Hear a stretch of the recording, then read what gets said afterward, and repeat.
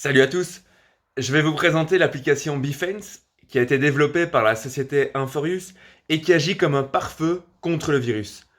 Behance est une des solutions à implémenter pour éviter qu'à la levée du confinement, le feu qui couve ne se rallume.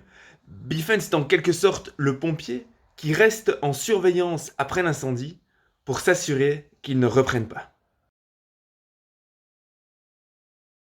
Selon l'Organisation mondiale de la santé, il y a 3 axes pour stopper l'épidémie. Le premier, c'est l'isolement, ce que nous sommes en train de vivre actuellement. Le second, c'est le test en masse. Chaque jour, des annonces du gouvernement vont en ce sens. Et le troisième, c'est la traçabilité, c'est-à-dire dresser une liste des personnes qui ont été en contact avec la personne contaminée, afin de les en informer avec les mesures à suivre et comment prévenir au mieux la maladie. Concrètement, Behance simplifie et automatise la traçabilité.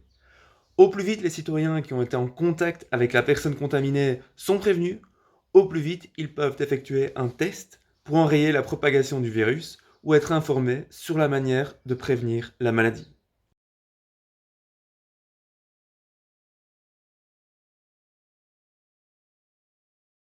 L'application Behance repose sur des standards de sécurité forts et sur le GDPR.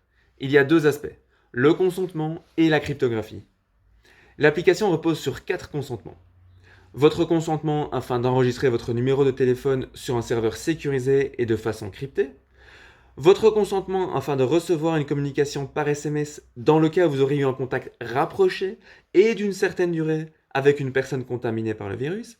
Votre consentement pour que l'application puisse utiliser le Bluetooth. Et enfin, lorsqu'un utilisateur de l'application Behance est testé positif au coronavirus, dans ces circonstances, l'utilisateur a le choix de partager ou pas les données enregistrées dans l'application sur son téléphone avec les autorités compétentes.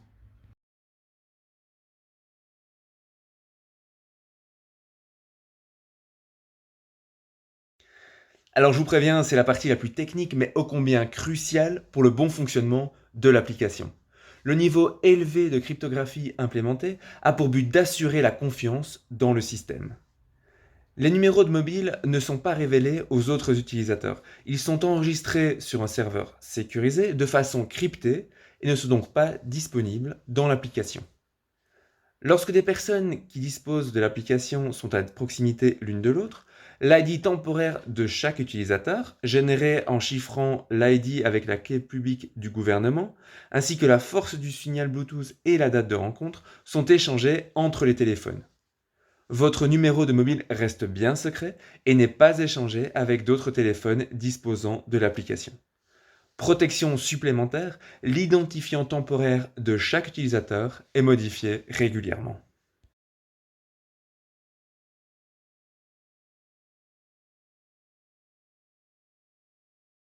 Alors, lorsque les personnes qui disposent de l'application mobile Behance sont à proximité l'une de l'autre, les données qui sont échangées via Bluetooth sont l'ID temporaire de chaque utilisateur, la force du signal Bluetooth et la date de rencontre. Les données sont enregistrées sur votre téléphone pour une durée de maximum 21 jours et pas sur un serveur. Aucune donnée de localisation n'est enregistrée, ni numéro de téléphone.